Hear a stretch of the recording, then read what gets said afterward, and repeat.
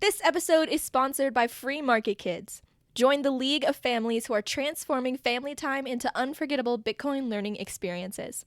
With our Hodl Up Bitcoin mining board game, you're not just playing, you're building bridges, creating memories, and unlocking the brilliance of the future one block at a time.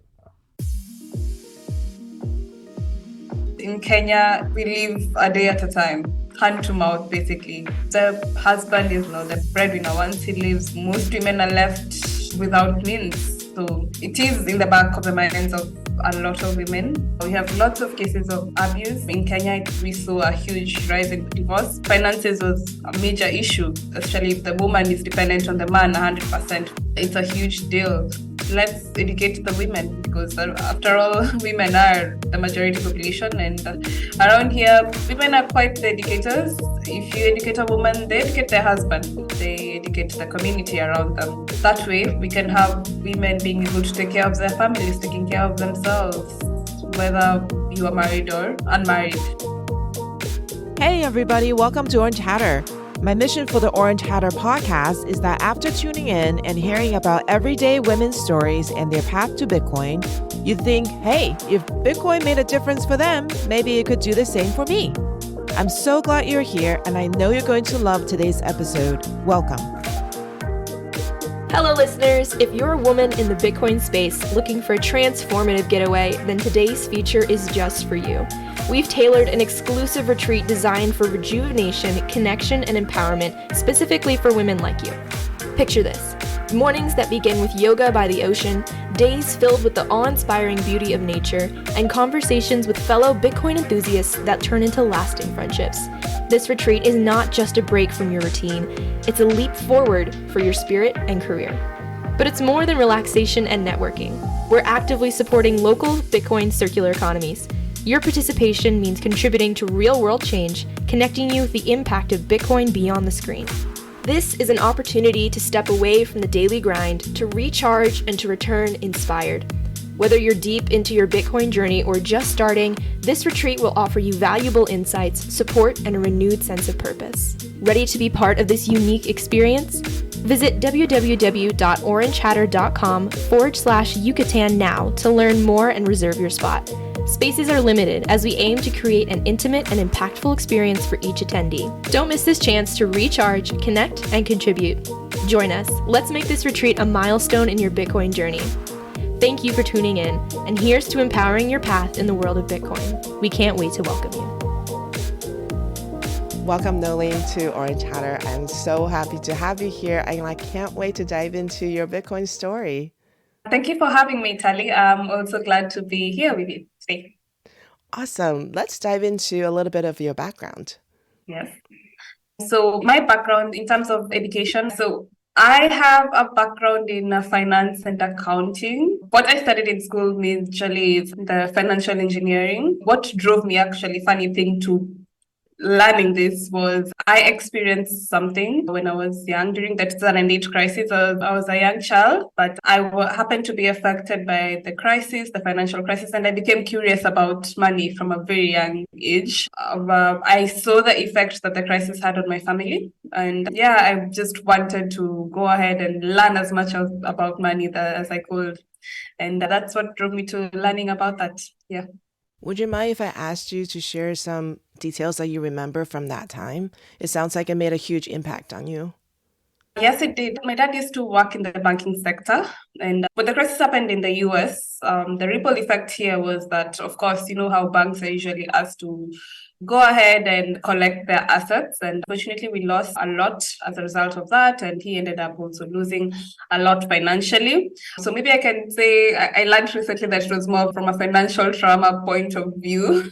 Good or bad, I'm not sure, but I think it had a huge impact to determining my focus or my trajectory, and especially getting here. So it's something that I'd always wanted to know and learn how money works, because I was curious about it.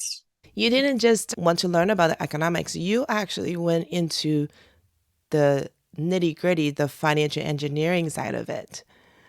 Oh, yes. I was looking for ways to avoid risk from a very young age. And it's funny because now, after I had cleared, because I was studying business in high school, and when I got into campus, the same thing. I just wanted to do something to do with related to money. So financial engineering was the best option. And after I left, now this is where it gets even more interesting. My internship was in the banking industry, and I ensured I understood everything that occurs in the bank. This is actually the first time I'm mentioning this. Interesting, but yeah, I went ahead and learned everything that I could in the banking sector. And I did not like the bank because I thought it was very monotonous working there. So even after my internship, I left. And now with working in terms of getting job opportunities, it's not very easy in Kenya. So it took me a while to be able to get into the sector, basically working. But when I was doing that, with the few amount of money that I had made, or rather had saved, I wanted to look for ways in which I could invest it. And the first time I remember I tried investing, there was a product that had been released by the money markets in Kenya. It's a T-bill, but instead of having the huge amounts of money, it was in just small quantities. And I remember I saved it there first, and after I had saved it, what I received at the end of the year is something like, if I could have worked hard, I would have received even within days. And I was shocked because I'd expected with the interest rate that I would receive a huge amount of money. So I took my money out and I went into shares, and also a disappointment because, especially if you're young and you try to get into investment, you realize soon enough that either you need a huge amount of money to get into it. And in Africa, especially like investing in companies, chances of them failing are quite high. And we've had lots of companies fail here, with, especially share prices, they plummet. There's very few companies make it. That was my unfortunate or rather fortunate event. So basically all throughout I was just trying to find out something that I could invest in. You end up realizing sooner or later that you might work for the rest of your life. And yeah, I guess that was me in terms of my background, especially when learning about money. I had to do it practically. When I was going through school, people always talk about two ways to earn money. There's one way, which is using your labor, and one way is to use money to earn money. And we learn very quickly in society that the money part is what makes the difference, not necessarily your labor. I think so that's what I'm very fascinated that you went into financial engineering, because when I was in business school, the people who went into financial engineering were the brainiacs. They were the super, super smart people who would create derivatives on top of derivatives on top of derivatives. And I will always have to sit and think so long about how this money is coming, like being created, because it's so mind-boggling. Yeah, and it's so funny. You end up realizing that derivatives are just people trying to figure out ways to manipulate the system in order to make profits. And I think that's the unfortunate thing, that not many people get to understand this language. So unless you study it, it's an it opens up your eyes. I think that's why it's easier for people in finance to just switch on to Bitcoin quite easy. It opens up your eyes to what exactly am I doing here? What's the end goal? And for financial engineering, I did the derivatives. I did the derivatives. It never made sense to me.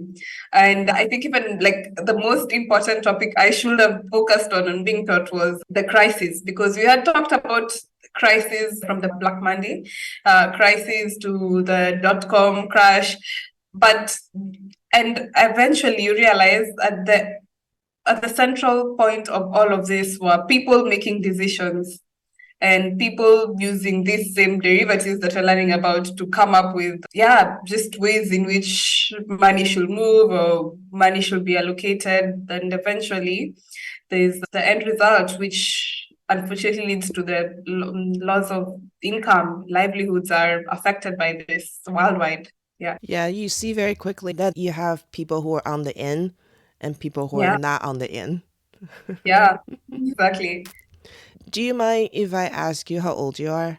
Oh no, I'm in my late 20s. What you're doing, being so active in this space, is so encouraging, because this is a young people's world. Not that it doesn't affect absolutely everybody, but you guys are going to be the ones that make the difference for this evolution. So I'm very excited to talk to you about where you are now. So somehow you found Bitcoin. And let's talk about the first time you heard about it. Okay, besides the financial trauma side of it, now that we're even talking about being women, there's that desire where you want to be a mom, you want to have a family, and work-life balance, especially in a 9 to 5 here, it's not that easy. And I was looking for a way out. I wanted, if I want to start building a family, and I wanted a way in which I could be able to earn leisurely. I could be able to make time while I do that, while I raise kids. And I looked at my options. So that is the other thing, looking for financial freedom. So after now the internship, I hustled a bit here and there. I ended up working for the government in taxation. People are usually surprised. I know. Yeah. So while I was working there, it just opened me up to a whole lot of things that were basically just odd, if I may put it that way, in terms of how the government runs the financial system, in terms of how taxation is applied. And I don't know whether it was just me who was realizing it. Actually, if you're in it and you're profiting from such a system, you do not really see the challenges with it, because after all, they're paying my salary. Why would I question why we are imposing this tax, and actually imposition of tax, and people don't even have education. So tax education around here is not quite good. And you have people ending up paying taxes and they don't even understand. Penalties are quite high. And I was supposed to be the educator, but then you realize that even the regulatory authority isn't focused on educating people on how they're supposed to be taxed. All they want is you get the penalty and you get taxed. So this was one of the reasons where I thought when people work in such organizations, government organizations, they never want to leave. They want to stay there till retirement. I did not see myself doing that. I wanted to figure out, I like working in the sector, but I wanted to work in a sector that's impacting people positively. Tax collectors are not the favorites at all in this country. And I wanted to find something that can be impactful for people. So besides working towards having to raise a family and looking for work that can be impactful, I decided I was going to start educating myself. But I had come across Bitcoin the very first time in 2015. I was still a student back then. This was just a friend who was mining Bitcoin back then in campus, and I just happened to come across them and they told me about it. They mentioned it, but I didn't pay keen attention to it. And they were like, you know what, this is the future. A funny thing, even that friend left Bitcoin, but came back later. So I read about it. So and I was like, wow, this Bitcoin. But in campus, you don't really have that much money to buy Bitcoin. I wish I would have even sacrificed a bit of lunch and bought some. But anyways, it's a bygone. I had the tap to pay. You remember Zappo? Zappo wasn't a bank then. It was still in Kenya. There were still people mining Bitcoin in Kenya at that time, but not so many people, very few people understood it. I used to tap to play and earn a few sats. I remember I called Zappo back when I figured out what it was all about. I'm like, I still want my sats back. And they were like, no, it's gone. But yeah, after learning, clearing my school, now going through this working journey while I was still in taxation, I decided to self-teach myself because I realized I had missed something. When there was a tourist who had come to Kenya, after I live at the coast, and around here, we have lots of tourists coming in. I interacted with a couple of them, and I just used to hear them talk about crypto and traveling on crypto. So I met one who was specifically traveling on crypto, and I was like, how do you mean you can't be able to just sit still and work somewhere? You can be able to travel on this. So I felt I missed something, and they were kind enough to teach me. And of course, with the teaching, they started teaching you the trading part of it because they were doing all of crypto. But I had the background of Bitcoin.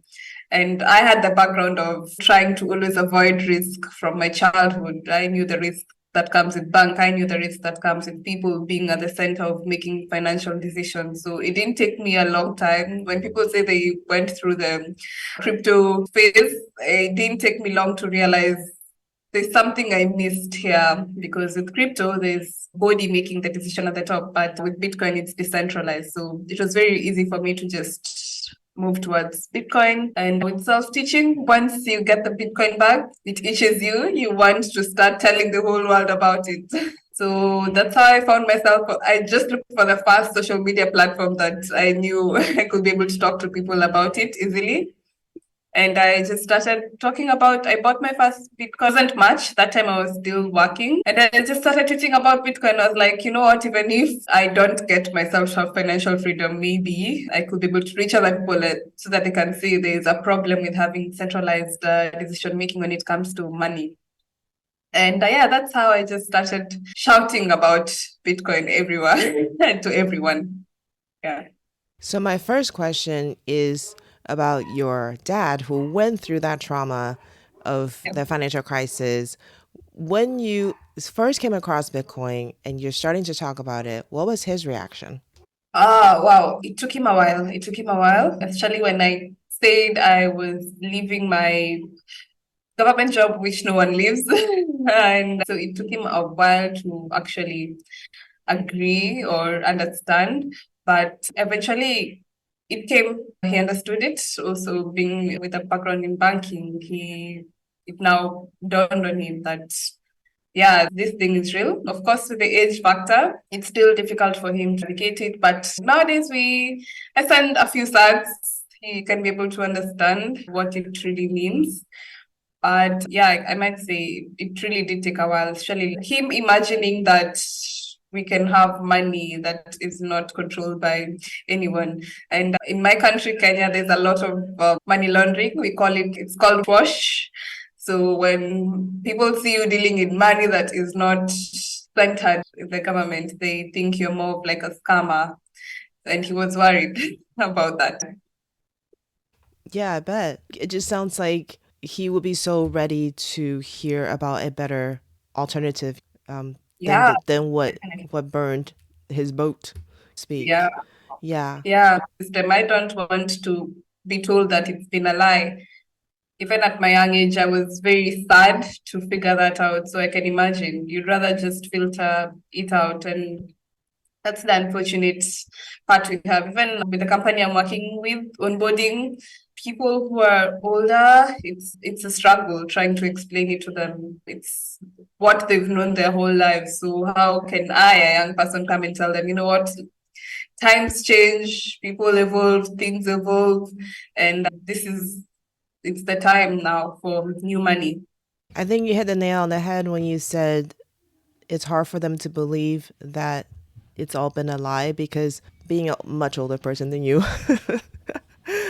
I made major life decisions based on what I was told and what I learned. And at every step of the way, I was trying to make the right decisions. So I can imagine people who are even one or two generations ahead of me turning around, looking back and go, I can't believe that I was part of the whole scheme. How did you be able to turn around? Maybe you can give me a few tips. What changed your mind? For me personally, I was very resistant. My husband started hearing about it on the podcast that he was listening to, and he was like, hey, Tolly, this Bitcoin thing, I think it's something we should look into. And I said, I don't understand it. I'm not a computer person. And I honestly don't have time, because it was a few years ago. My kids were all in school. I homeschooled them, so their school was my school. And I had no break. It was like a 24/7 job. And honestly, I just wanted him to stop bugging me about it. I was just like, can you please stop talking about this thing? I do not understand what it is. How can it possibly be money? And honestly, I think if it happened something physical, like gold, I could wrap my head around that. If people want to exchange something that's physical, but especially because it's digital. And I don't even know how to set up a wallet. I don't know where the money goes. I struggled when our banking system went digital and online. Like for the longest time, I still brought my checks to the bank to deposit it, because I was not doing mobile banking. I was not doing mobile deposits because what happened to the picture of the check? My mom still refuses. My in-laws, they will not do it. They won't do digital banking at all. They still take the Wow. check into the physical bank. But what ultimately convinced me is the game behind me. I don't know if you can see it. So Scott, he spent 2 years trying to convince me. And in the process, he basically created this game. And he goes, telling you have to understand this because it's Crazy. important. Yeah. So it's a board game. It's a tabletop board game.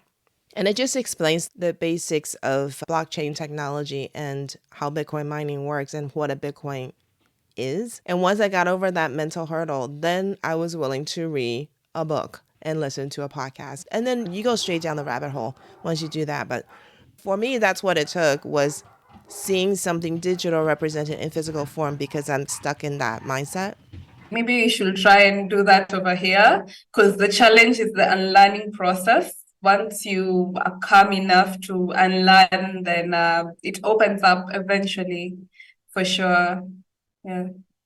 Yeah, I think for all of us older people, we just have the mental hurdle to hop over because the world has changed so much since the time we were young. When I was going to university, nobody had a computer in their room, nobody had a phone. You had to walk from the dorm to the computer center, and the screen was just the black screen with the white letters that would go across. There's only one font. And the entire computer center had one printer. So you have to send your print job to the printer, and then you got to walk over and stand in line to pick up your print job. If you go back even further, when I was younger, we were playing in the dirt. We were using little marbles that you kind of flick into little holes that you dig out with your nails. Really basic stuff. My kids can't relate because they grew up in the age of iPads. They were already out. The phones were already out. And so for them, it's not a huge mental shift. For us and older people, it is such a mind-boggling chasm that you have to cross mentally. And this is not technology, this is money. What do you mean the money is, is changing? That's huge. Yeah. And also to realize this theft that's been going on of their life. Because if you think of your job as you, or when you're earning money, you're exchanging your lifetime for money if you're being paid per the value that you provide, right? So to realize suddenly that you have worked your whole life and people have been stealing from you the whole time and you didn't realize it, that's a really hard truth to take. Yeah, actually, my talk at Salvador was talking about that. If you get to listen to it on YouTube, that's exactly what I was talking about. I grew up in an era where I was told education is the key to the future, but you didn't mention that the kind of education I'm receiving is not really as beneficial to me. It's supposed to just make me work for the government and not and like really working for myself, or really stop working at some point. It's unfortunate you find someone's a doctor, they earn good money, but still you have to figure out how you can fight inflation. So you have to become a doctor, you have to know taxes, you have to know investment, all in one as a single person. And if you never had the knowledge, you end up losing a lot. And yeah, I guess that's where we're at. I gave a talk at a homeschooling conference a few months ago, and in the talk, I said to the parents who are sitting there, they're all homeschooling parents. And I said, when you talk to your kids about growing up and getting a job or choosing a career, how many jobs do you tell them they would be working once they choose a career path? And they all said one.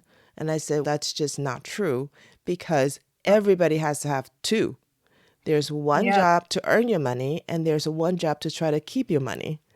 What kind of time does that leave you to focus on your family? You mentioned that family is very important to you, and you're doing this so that one day you can have the family life that you envision, right? But if you're working two jobs just to survive, then the kids take a backseat because they must. And a lot of people are in that boat. I was listening to, I think Natalie Brunel also was talking to the crypto couple the other day, and she mentioned the same thing. She was told as a lady, work, become the girl boss, because she was doing that so that she can get to a point where she feels financially confident to be able to have kids and raise kids. Unfortunately, we need two incomes in a household, and that's just it. So even the ripple effects, we're going a little bit deeper, but I feel the ripple effect of fiat is women are delaying birth. Men are getting frustrated out of it. I don't know about your generation. You guys are good. Us people don't even want to get married anymore because they're thinking, what's the point? And this is not just something that's happening in the West. Kenya is quite influenced even by the Western culture. So even here, you get girls just want to work and work. And with that, you delay marriage, you delay a lot of things. Men are also frustrated, they're also trying to gain a living. The societal effect of the family is also, it can be felt, or rather, it will be seen in the days coming. Yeah. I was going to ask you about that because my understanding of the African culture is that for women, children is their wealth. Is that still, up until recently, is that still something that's very cultural? Yeah, okay. Wealth for female girls in most cultures, actually, when a man gives birth to kids, the wealth is mostly transferred to the male child. They still assume that the female is supposed to get married and be supported by the husband. But of course, now with things changing, even we find that not many ladies are getting married. So progressed families, you'll be able to get yourself in a situation where you can be able to get married. Although you can be able to get inheritance from your father.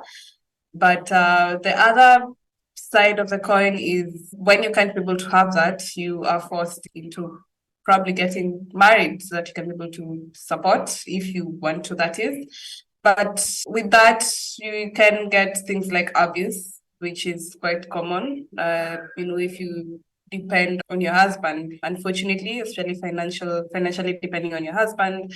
We have lots of cases of abuse in Kenya. I think of late, especially since COVID period, the rate of divorces, I'll just speak for Kenya because it's not generally in all African countries. I can say we saw a huge rise in cases of divorce because finances was a major issue. And with it, you get to the root of it, especially if the woman is dependent on the man 100% for finances, it's a huge deal.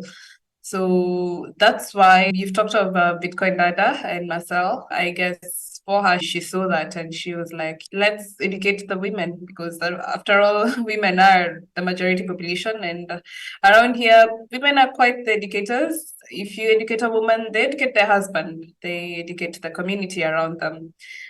That way, we can have women being able to take care of their families, taking care of themselves, whether you are married or unmarried. Yeah, and you don't have to undergo abuse, especially if you can't be able to afford to take care of yourself and your children. Is that something that is on the back of your mind, not your mind, but is that something that's on the back of the minds of the women today, even as they consider marriage, that if they ever become 100% dependent on the husband financially, that they can be subject to abuse? Is it that common? Yes, it is. It is. In fact, I can say that growing up with my aunties, they will tell me, go, the times have changed. Don't go ahead and get married to a man until you have something going on for yourself. And even they encourage you, even as a married woman, have something going on for yourself.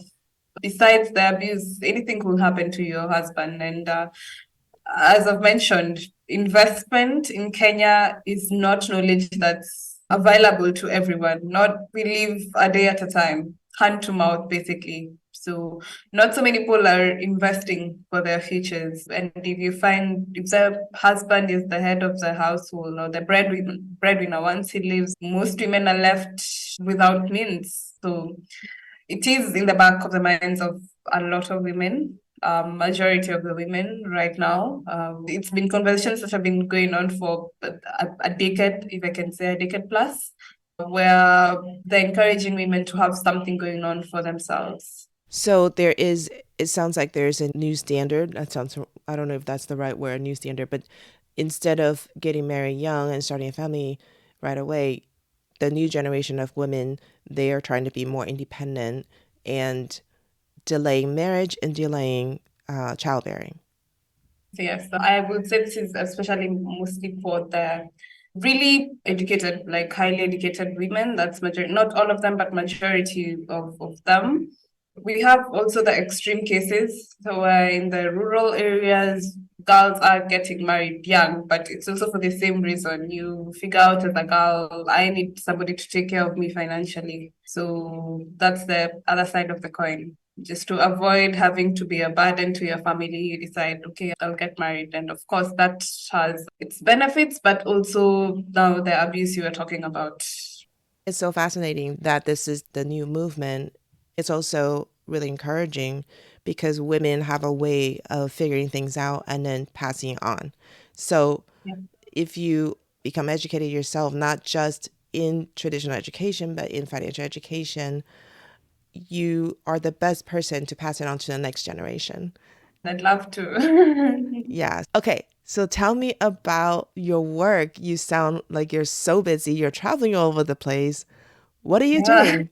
Oh, getting into Bitcoin, fascinating. So after screaming around on Twitter, I was approached, or rather, I started looking for Bitcoin jobs. That's the first thing you do because you realize you can't be able to work in fiat and forever and be able to keep on buying fiat or selling fiat for Bitcoin. So I was like, I need to find ways to just get Bitcoin. But before that, I was still focused on getting the message out because I was like, you know what, if everybody comes into Bitcoin and we find people coming into Bitcoin, then I wouldn't have to, my work will be easier. So I ended up working with a company called Exonumia. Exonumia carries out a translation of Bitcoin literature into African languages. For example, I speak Swahili in Kenya. Swahili is spoken by around 200 million people. So you find Kenya, Tanzania, Rwanda, Uganda, a bit of Burundi, also Malawi, even Sudan, a bit of South Sudan. You can find people who understand Swahili, Somalia. So it's a widely spoken language. And I was requested to maybe start translating Bitcoin content into Swahili, and it was exciting for me. I managed to translate The Block Size Wars by Jonathan and Layered Money by Nick Bhatia. Exonumia has actually done translation in Uganda, it has done translation in South Africa, it has done translation in West Africa, Ghana, Nigeria. It was a good team to work with. The translation is still ongoing because the major barrier actually in Africa is we speak different languages and not so many people understand English. So if you want to get Bitcoin to them, educating them through a language they understand will be the first thing that you can be able to do. And so after doing the translations, I happened to meet Built with Bitcoin Foundation. They have built a school in Kenya, someplace called Ukambani. So we went there with a team of also Bitcoiners in Kenya. There's Wasta Gwantai who was organizing it. And he approached me and he was like, we're going here, we're going to teach people in the rural area of Ukambani about Bitcoin. If you have time, you can join us. So I joined him on that trip. And while we were there, it was teaching Bitcoin already is difficult enough. Teaching Bitcoin in Swahili, teaching Bitcoin in now, one of us had to go all the way teaching Bitcoin in now the native language. Kenya has 42 ethnic tribes. So he was teaching in one of the ethnic tribes, that's Kamba. So when we were done teaching, we realized the whole group of people, in fact, they asked us, now you've told us about this Bitcoin, so how can we get Bitcoin? Because they understand hard money. One of the ways in which people invest in Kenya is through land. So that's the go-to when it comes to long-term investment. When people make a huge amount of money, they go directly into real estate. So they understood the concept of inflation. We didn't have to go in depth explaining to them because everybody can say the Kenya shilling is devaluing fast. And they asked us now, can you send us this Bitcoin? And it was unfortunate. We couldn't be able to send them. Where we were, the internet connection was terrible already. And even if you wanted to, there was only one person in the room who had a smartphone because this was a group of, it was a school. And now we were teaching the parents and the teacher now was the only one with a smartphone. So we even thought maybe even if you wanted to send it to the teacher, Bitcoin is something that you should own by yourself. It will not make sense practically. And it was on that day, for some reason, there was a tweet being sent out by an African that if somebody could figure out, that was Okin from Namibia, if somebody could figure out how to put Bitcoin into feature phones, it would be really amazing for Africa. And I saw the tweet, I retweeted it, and I was like, yes, please, somebody figure out. Also, Nauko Gatso, so from South Africa, that's the founder of Machankura, also saw the tweet, and he replied that he should be given 2 weeks to do it. And within 2 weeks, he delivered Machankura, and it was amazing. Right now, we can be able to send funds to anyone, even my grandmother in the village. And even though people have smartphones, internet connection is still quite expensive for most people to afford. So it was a game changer. I remember actually saying this is going to be a game changer for us in terms of adoption of Bitcoin in Africa, because not so many people really have to understand inflation. They don't have to go through everything I've gone through understanding risk. If they can just see Bitcoin as money in which they can send and receive and purchase goods with it, then we can be able to get massive adoption in Africa. So I did that, but also after I translated Nick Bhattia's book, I thought that it was necessary for us to have African stories being told. So I decided to get into podcasting with the Bitcoin layer. And where I was like, maybe if there's something going on in Africa, I would love to report on it, especially in terms of Bitcoin adoption, because I don't know whether you've tried researching on Bitcoin in Africa. There's very few stories, but right now at least there's a lot. But when I was trying to, I think what I got was just one documentary, and it was very outdated. Yeah, when I was trying to learn. Scott and I have talked to Master Guantai actually about the game because we were trying to figure out how to get it into Africa, and we were trying If to you get it, I'll buy it for sure. we were trying to figure that out because he's like, why don't you send us one? I'm like, sure, we'll send you one. And I think the shipping cost was something like $450 for a game. I'm like, what? $450? Nobody can. How are we going to do that? So we still have to figure that out.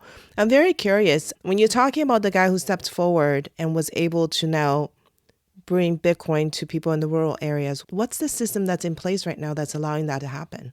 Okay, so in Kenya, we use mobile money. I don't know, have you heard of M-Pesa?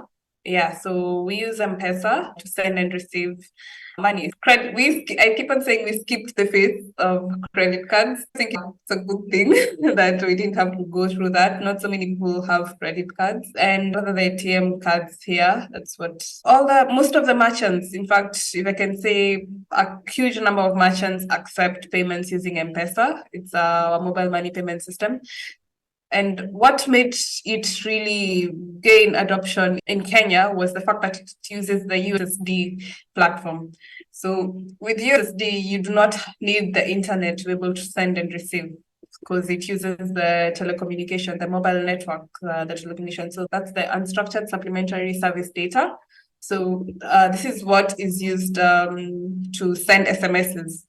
Yeah. So with that, now when the Lightning Network came about, it was easy to implement the Lightning Network on this service. So that's what he used to come up with the service, and integrating the both of them. I have no idea how he did it, but it works. It works seamlessly. It works smoothly. Onboarding process is faster than using an app. All you have to do is just send someone a USSD code. Once they dial it, they have and register, they have themselves a wallet. It is still custodial, though currently in the works he has managed to come up with a self-custody way also for the feature phones.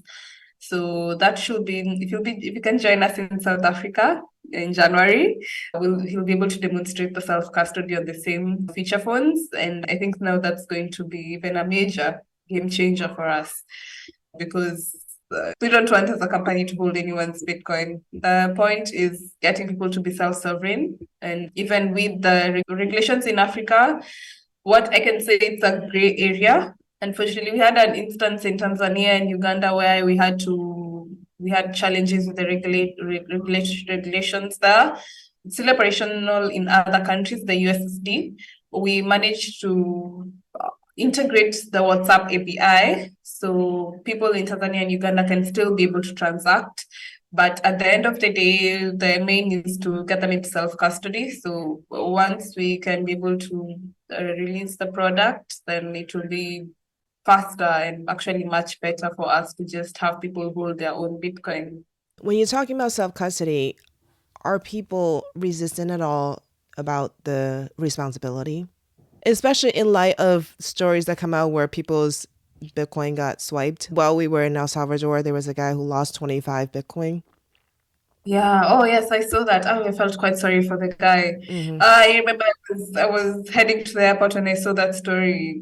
That was quite unfortunate. So, two instances. Binance is still a major player in Kenya. Majority of Africa, Binance still a huge player. So we have the youth who are tech savvy. They do not care to get into the in-depths of Bitcoin. These are the people I'm trying to reach.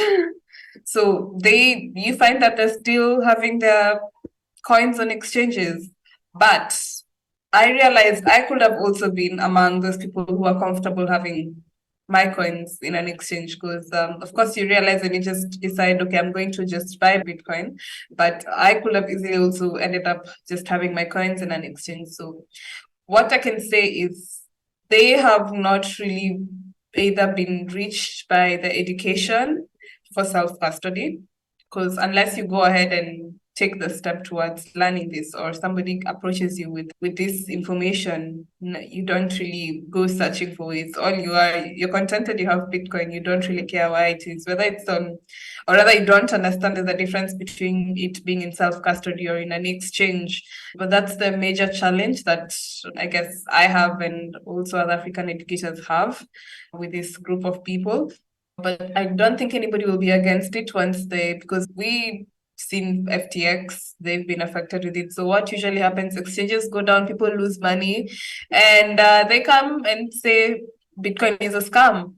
And the thing was it was unfortunate they didn't even get the relevant education to understand this. I guess that's a challenge for us here as educators to be able to get this information across. And I'm sure there wouldn't be any resistance. When I figured out self-custody, I was like, good, because after all, I've told you, land is the major way of investment here. People do keep their title deeds. They don't have a problem with that. I don't think keeping 12 seed races will be a problem.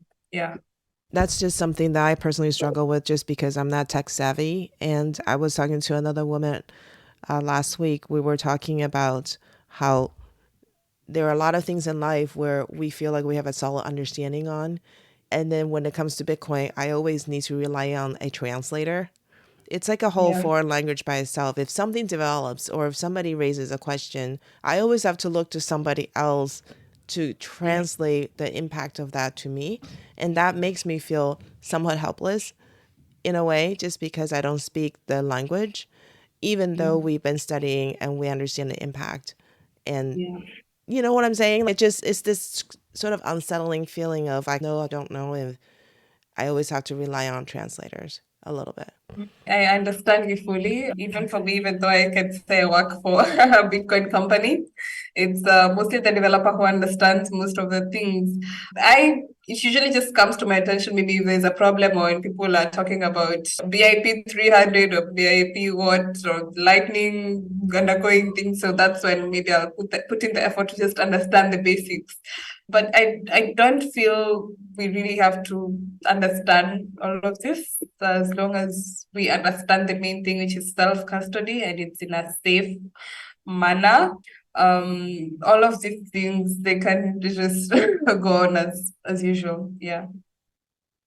Yeah, and I think sometimes knowing too much actually hurts you. So just knowing the basics, and almost, I don't know if you guys use PayPal or Venmo or something over there, but the payment systems, the people that Zap, we don't really know what goes on in the back. And if they release a new version, nobody pays attention. You just agree, and then you just have the software update. We almost have to get to that point of trust in this system once you have your C phrases written down, and just let the technical people take care of that. And just make the experience so user-friendly that it doesn't even have to cross our mind. Yeah, that's very true.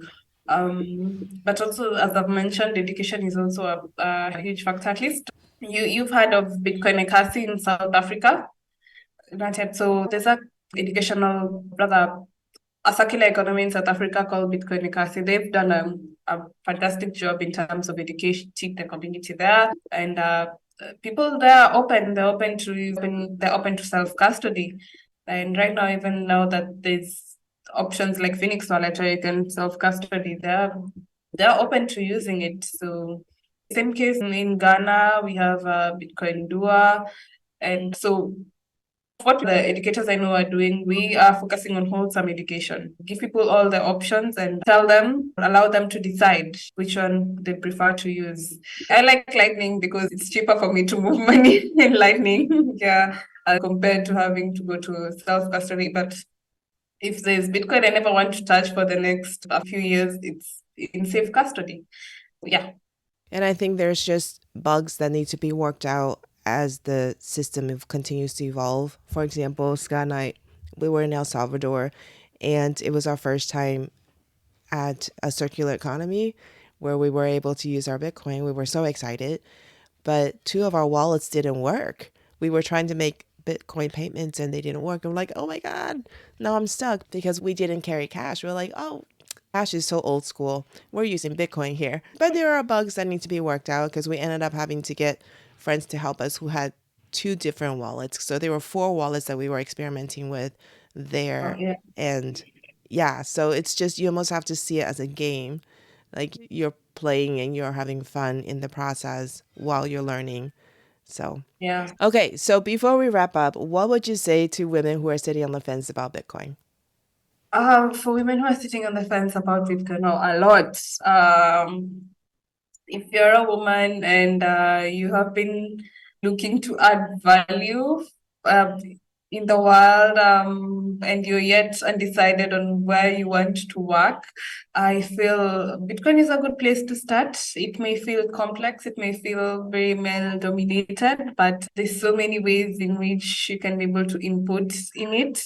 I still insist that I think women are better at educating. Yeah, there's a way we can be able to put out information that people can be able to understand, a majority of the population, especially when it comes to young kids. And the children are the future. So the more women we can get talking about Bitcoin, it will be easier for kids to transition. And so if there's any woman who is considering getting into Bitcoin, you're welcome. We need you here. We will welcome you. It's a very wonderful place, a very wonderful community. Especially, I have worked in corporate and I keep on saying I've not seen as much support what I do than what I've seen in Bitcoin. It's fascinating to me. And I'm sure even in Bitcoin you can find a way to work flexibly and get time to focus on family and also get to earn as compared to earning in fiat. So yes, you're just welcome to join this amazing community of people and let's fix the world. Awesome. Thank you so much. That was really enlightening. I'm sorry that I don't know more about how things work in Africa. I feel so blind when I think. Okay. Welcome to join us here. I would love to visit Africa one of these days. Thank you for listening to this episode. Did you enjoy it? Wasn't our guest absolutely fabulous? I just love every woman's story on this show. Everybody has a unique perspective, and yet we all come to the same place, which is Bitcoin is an important part of our lives. If this story has inspired you and you would like to know more, go to www.orangetatter.com. Get involved, join our reading group, send me an email, and introduce yourself. I would be so happy to hear from you. The best way you can support this show is to spread the word. Tell every woman you know to listen in. You never know how they will be impacted by these stories. I appreciate you so much. See you next time. Bye. This episode is sponsored by Free Market Kids.